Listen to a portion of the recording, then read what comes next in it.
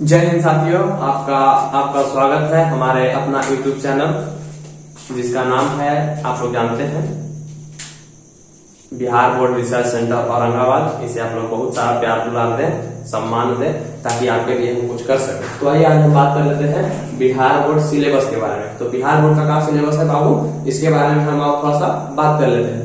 क्या है कि पढ़ तो लेता है, लेकिन पढ़ता बहुत है, लेकिन जब उसको सिलेबस के बारे में नहीं मालूम रहेगा, वैसे ही पढ़ रहेगा तो फिर कोई फायदा नहीं करेगा। तो इसलिए पहले सिलेबस जानना बहुत जरूरी है, उसके बाद पढ़ाई चालू करना चाहिए। तो आइए हम सिलेबस की बात कर लेते हैं। तो सिलेबस देखिए बाबू, हमारा मैथ सब्जेक्ट है जो कि बहुत इम्पोर्टेंट है। तो आइए, मैथ कितना नंबर के होगा बाबू? 100 मार्क्स के होगा। कितना मार्क्स के होगा? 100 मार्क्स। और 100 में 100 आपको लाना है। 100 में 100 का एग्जाम होगा। आपका एग्जाम जो होगा वो 100 में 100 का होगा। उसके बाद आपका हिंदी है, हिंदी भी आपको 100 में 100 का होगा। उसके बाद आपका संस्कृत है, संस्कृत लिखा हुआ है संस्कृत, तो संस्कृत भी आपको 100 में 100 का होगा एग्जाम। समझ में आ रहा है बाबू? साइंस जो है आपको 100 में 80 नंबर पे होगा और 20 नंबर का प्रैक्टिकल होगा। तो उसमें आपको स्कूल देगा आपका नंबर जो है 20 नंबर का होता है। प्रैक्टिकल कितना का होगा? 20 नंबर के, जिसमें स्कूल 18 दे देता है। 18, 17 लमसम में दे देता है। 17, 18 लमसम में दे ही देता है। हर एक स्कूल 17, 18 दे देता है। तो आइए बात करते हैं। तो ये होगा 100 मार्क्स के, ये भी है, लेकिन इसमें होगा 80 मार्क्स के। और आप हम बात कर लेते हैं SST, ये भी होगा कितना का? 100 का।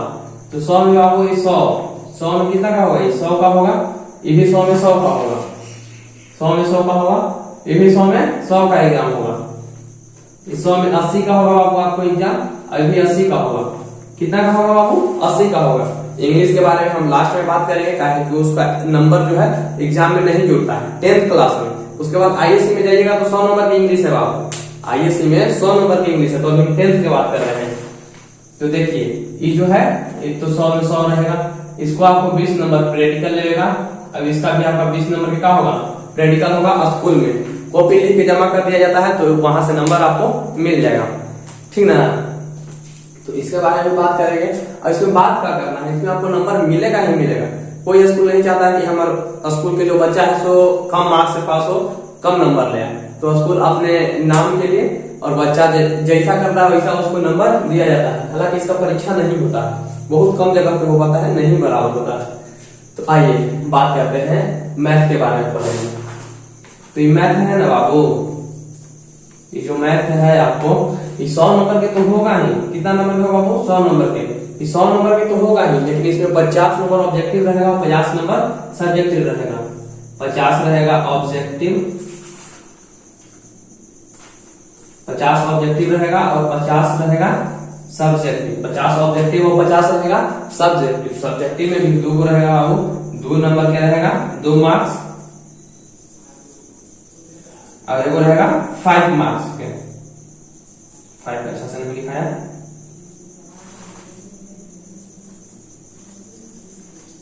एगो रहेगा 2 मार्क के और एगो रहेगा 5 मार्क के। तो 2 मार्क्स से भी क्वेश्चन रहेगा और 5 मार्क्स से रहेगा। और ऑब्जेक्टिव है बाबू 1 नंबर का रहेगा। कितना नंबर का रहेगा बाबू? 1 नंबर की 1 क्वेश्चन। तो हमको बहुत ज्यादा प्रैक्टिस करने की जरूरत है ऑब्जेक्टिव के। काहे कि बाबू खड़ा गलत हो जाएगा। जैसे कि अगर आप एक ऑब्जेक्टिव मारे, ठीक है, आया कि रूट 45 पाई क्या कहते हैं 45 डिग्री, tan 45 का मान कितना है? आ गया आपको मैथ में, मान लीजिए tan 45 डिग्री का मान आ गया। तो अगर आप इसका सही अगर आंसर देते हैं तो आपको 1 नंबर तुरंत मिल जाएगा। गलत आंसर देते हैं तो तुरंत 1 नंबर कट जाएगा। तो हमको सबसे ज्यादा और सबसे फोकस करने की जरूरत है ऑब्जेक्टिव चैप्टर पे। कि सब्जेक्टिव हम ही नहीं कर रहे हैं कि ऑब्जेक्टिव पे करना है, सब्जेक्टिव को छोड़ देना है, ऐसा बात नहीं है। आपको सब्जेक्टिव पे भी उतना ही करना है जितना ऑब्जेक्टिव पे। लेकिन ऑब्जेक्टिव जो है ना वो प्रैक्टिस खोजता है, और मैथ ऐसे भी प्रैक्टिस खोजता है, लेकिन मैथ में जो है ऑब्जेक्टिव आपको बहुत ज्यादा प्रैक्टिस खोजेगा। तो सबसे ज्यादा हमको ध्यान देना है किस पे? ऑब्जेक्टिव पे। काहे कि जो नंबर है ना खड़े दिलाता है। मान लीजिए आप 1 नंबर बनाए, अभी एग्जाम्पल है ना, आपको tan 45 के मान से 1 होता है, बता देते हैं आप लोगों को। tan 45 का मान कितना होता है? 1 होता है।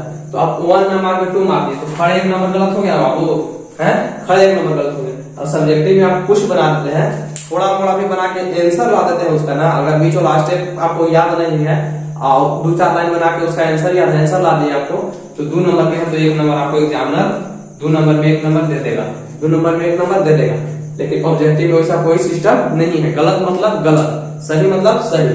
तो इसलिए हमको ज्यादा ध्यान देना है किस पे, ऑब्जेक्टिव पे। ऑब्जेक्टिव कैसे बढ़िया होगा बाबू? आइए हम मैथ की बात कर लिए, अब हिंदी में चलते हैं। हिंदी का क्या प्रोसेस है बाबू? तो हिंदी जो है बाबू यही है आपका 100 नंबर का। हिंदी का नंबर क्या है बाबू? 100 नंबर के। एक में 50 ऑब्जेक्टिव और 50 सब्जेक्टिव, 50 ऑब्जेक्टिव और 50 सब्जेक्टिव, 50 रहेगा आपका सब्जेक्टिव।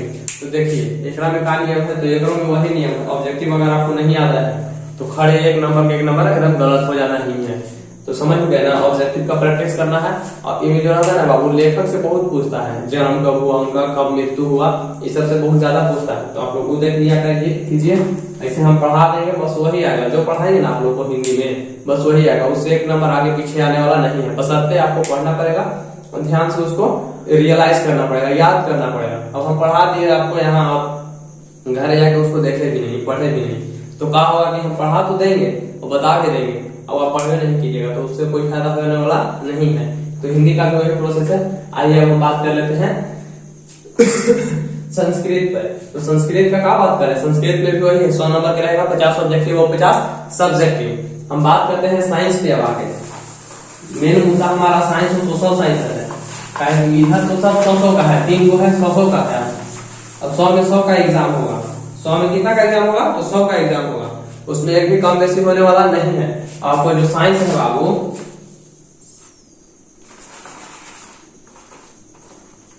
ये जो साइंस है ना, ये 3 चैप्टर है इसका। कितना चैप्टर है बाबू? 3 चैप्टर, 3 गो बुक पढ़ना पड़ेगा आपको, 3 गो सब्जेक्ट इसमें पढ़ना पड़ेगा। तो 3 गो सब्जेक्ट कौन कौन पढ़ना पड़ेगा? तो फिजिक्स, केमिस्ट्री और बायो। कौन कौन बाबू? तो फिजिक्स पढ़ना पड़ेगा, केमिस्ट्री पढ़ना पड़ेगा और बायो पढ़ना पड़ेगा। बायो पढ़ना पड़ेगा, फिजिक्स, केमिस्ट्री और बायो, 3 गो सब्जेक्ट पढ़ना पड़ेगा। तो तीनों से कितना कितना पूछेगा? तो 80 नंबर के टोटल है। कितना नंबर के है? 80 नंबर के। तो जो तीनों में बांट लीजिए, कितना हो जाएगा बाबू? 25 या 75, 25 या 75। तो कोई से देखिए, अब 25 या 75 नंबर आया बाबू, 25 या कितना है? 75। तो 5 नंबर बच गया। तो ऐसा नहीं है कि तीनों में 25 से 25 नंबर के पूछेगा। कोई में हो सकता है 28 नंबर के पूछ देवे, कोई में हो सकता है 30 नंबर के पूछ देवे। समझ में आ रहा है ना बाबू? कोई में हो सकता है 26 नंबर के पूछ देवे। तो कितना हो गया? जोड़िए तो 20 20 40, छोड़िए बताइए। देखिए 75 नंबर के हुआ ना, 25 25 सब में रखिए, ठीक, 25 25 नंबर सब में रखिए। तो 25 या 75 बच गया 5 नंबर। तो 5 नंबर एक में से पूछ सकता है, एक में 5 नंबर दे सकता है, एक में 5 नंबर दे सकता है। यानी कि जो 5 नंबर है इसको किसी भी सेक्टर में डिवाइड कर सकता है। समझ में आया? चाहे फिजिक्स में ज्यादा पूछ सकता है, चाहे केमिस्ट्री में ज्यादा पूछे, चाहे बायो में ज्यादा पूछे। 2011 की बात कर लेते हैं तो 2011 जो था उसमें वो बायो से क्वेश्चन कम पूछा था। समझ आ रहा है ना? देख लीजिएगा, ट्यूशन में आपको करवाया जाएगा, सॉल्व कराया जाएगा। तो देखिए साइंस क्या नंबर के पूछेगा आपको? 80 नंबर के। 20 नंबर आपको प्रैक्टिकल होगा। 20 नंबर का होगा प्रैक्टिकल। अभी आपको निश्चित है ना कि 17-18 नंबर आपको दे दिया जाएगा। 18 से 17 नंबर आपको स्कूल द्वारा दे दिया जाता है। आप जिस भी स्कूल में पढ़ रहे हो उससे आपको 17-18 नंबर दे दिया जाएगा। तो बात रहा मेन आपको 80 नंबर पे फोकस करना है। फोकस किस पे करना है? 80 नंबर पे। तो 80 में आपको पढ़ना है फिजिक्स भी, केमिस्ट्री भी और बायो भी पढ़ना है। तो यही है साइंस का। और इसमें ऑब्जेक्टिव का प्रैक्टिस करना। ऑब्जेक्टिव सब सब्जेक्ट में ऑब्जेक्टिव का प्रैक्टिस बहुत जरूरी है, काहे कि ऑब्जेक्टिव प्रैक्टिस पर टिकले है। सब्जेक्टिव का एक बार सुन लीजिएगा तो कुछ ना कुछ जरूर लिख दीजिएगा। जैसे कि हम पहला चैप्टर पढ़ाएंगे तो पढ़ाएंगे पोषण के बारे में, तो पोषण आप कुछ ना कुछ सब्जेक्टिव में जरूर लिख सकते हैं, लेकिन वही ऑब्जेक्टिव में दे दें तो ऑब्जेक्टिव आप नहीं बना पाइएगा जब तक आपको प्रैक्टिस नहीं रहेगा। तो आइए हम बात कर लेते हैं सोशल साइंस के बारे में। तो सोशल साइंस भी वही है, लेकिन इसमें सब्जेक्ट है 4 गो। क्या वो सब्जेक्ट है बाबू? 4 गो सब्जेक्ट है। SST इसको बोलते हैं ना। SST है आपको 80 मार्क के। 80 मार्क के है। इसमें 4 सब्जेक्ट आपको हो जाता है। तो 4 सब्जेक्ट कौन कौन हो जाता है बाबू? तो हिस्ट्री हो जाता है, हिस्ट्री हो जाता है, जियोग्राफी हो जाता है, इकोनॉमिक्स हो जाता है, इकोनॉमिक्स हो जाता है और फिर पॉलिटी हो जाता है। पॉलिटी हो जाता है, क्या हो जाता है? हिस्ट्री, जियोग्राफी, इकोनॉमिक्स और पॉलिटी। तो 80 नंबर है तो 20 चौके 80, 20-20 नंबर के। तो ऐसा जरूरी नहीं है कि 20-20 नंबर के पूछेगा। 20 चौके 80। तो बाबू 20-20 नंबर के हर एक सब्जेक्ट से नहीं पूछता है, हो सकता है इससे ज्यादा पूछ देवे हिस्ट्री से, हो सकता है फिजिक्स इकोनॉमिक्स में ज्यादा पूछ देवे, हो सकता है पॉलिटी में ज्यादा पूछ देवे, कोई एक सब्जेक्ट से कम करके कोई एक सब्जेक्ट में ज्यादा कर सकता है। ये कोई फिक्स नहीं है कि यही सब्जेक्ट से पूछेगा, समझ में आ रहा है ना। और 20-20 नंबर का ही पूछेगा, ये डिपेंड करता है बोर्ड पे। आगे आपको हम जब क्वेश्चन बैंक का सॉल्व करवाएंगे तो आपको बताएंगे कि कौन चैप्टर से कितना क्वेश्चन कब पूछा है और इस बार कब पूछने की संभावना है। तो इसीलिए हम अपने चैनल का नाम रखे हैं बिहार बोर्ड रिसर्च सेंटर, समझ में आ रहा है ना। इसमें बोर्ड का ही रिसर्च किया जाएगा कि बोर्ड कब का पूछा है, कब का पूछ सकता है, समझ में आ रहा है। तो आप लोग बस इसे प्यार दुलार देते रहे। तो चलिए सोशल साइंस हो गया बाबू, अब इंग्लिश का कहना ही का है।